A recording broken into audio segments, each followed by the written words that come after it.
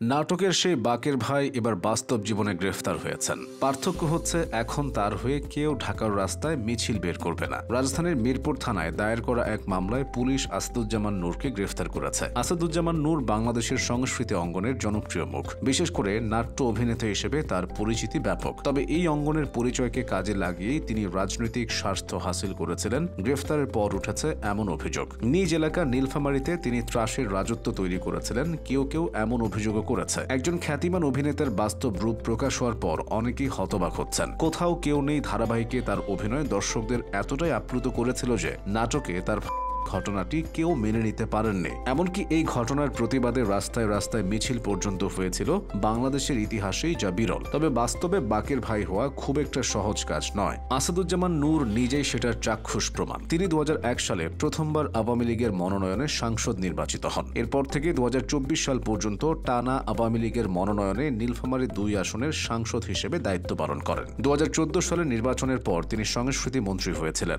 আসাদুজ্জামান নূর 1946 সালের 31 অক্টোবর ভারতের পশ্চিমবঙ্গের জলপাইগুড়ি জেলায় জন্মগ্রহণ করেন। পড়াশোনা করেছেন ঢাকা বিশ্ববিদ্যালয়ে। 1972 সালে বহুল প্রচারিত সাপ্তাহিক চিত্রালীতে কাজ করার মাধ্যমে তিনি কর্মজীবন শুরু করেন। এরপর 1973 সালে বিজ্ঞাপনী সংস্থার অধীনে একটি ছাপাখানায় ম্যানেজার হিসেবে দায়িত্ব পালন করেন। 1974 সালে সোভিয়েত দূতাবাসের অর্থাৎ বর্তমানে রাশিয়ার প্রেস রিলেশন অফিসার হিসেবে যোগদান করেন। পরবর্তীতে 1980 সালে ইস্ট এশিয়াটিক অ্যাডভার্টাইজিং লিমিটেডে সাধারণ ব্যবস্থাপক পদে কাজ করেন। আসাদুজ্জামান নূরের অভিনয় জীবনের শুরু থিয়েটার থেকে। তিনি 1972 সাল থেকে নাগরিক নাট্য সম্প্রদায়ের সঙ্গে জড়িত হন। সে সময় তিনি চিত্রালীর অভ্যর্থনাকারী ছিলেন এবং বিখ্যাত অভিনেতাদের সাক্ষাৎকার নিতে যেতেন। সে কাজের সুবাদেই তার সাথে দেখা হয় আলী জাকেরের, যিনি ছিলেন নাগরিক সম্প্রদায়। আসাদুজ্জামান নূর প্রথমে এই দলটির একটি নাটকের মহড়ায় গিয়েছিলেন, পরে তিনি দলটির অংশ হয়ে যান। এভাবেই তার অভিনয়ের শুরু। তিনি এই দলের 15টি নাটকে 612-এরও বেশি অভিনয় করেছেন। আসাদুজ্জামান নূরের অভিনীত প্রথম টেলিভিশন নাটক ছিল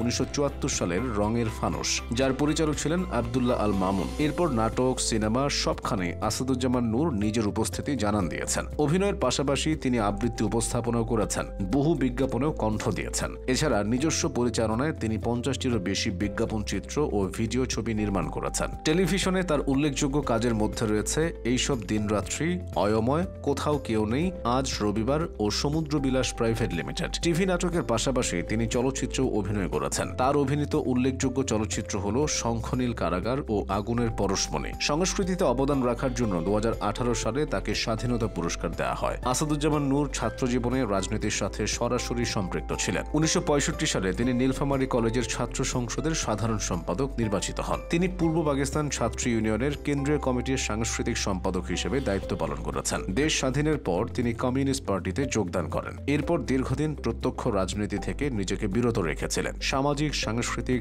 নানা আন্দোলনে নিজেকে নিয়োজিত রেখেছিলেন। 1996 সালে আওয়ামী লীগ ক্ষমতায় আসলে রাজনীতিতে তার পুনরুত্থান হয়। 1998 সালের মাঝামাঝি পর্যায়ে তিনি আবারও প্রত্যক্ষ রাজনীতিতে যুক্ত হন এবং বাংলাদেশ আওয়ামী লীগে যোগদান করেন। তিনি 2002 সালে আওয়ামী লীগের প্রচার সম্পাদক হিসেবে নির্বাচিত হন এবং পরবর্তীতে 2009 সালে আওয়ামী লীগের সাংস্কৃতিক সম্পাদকের দায়িত্ব হাতে পান। শেষমেশ এই আওয়ামী রাজনীতি তাকে বিতর্কের মুখে ঠেলে দিল। নাটকের হিরো বাকের ভাই এখন বাস্তবে অনেকের কাছেই ভিলেন।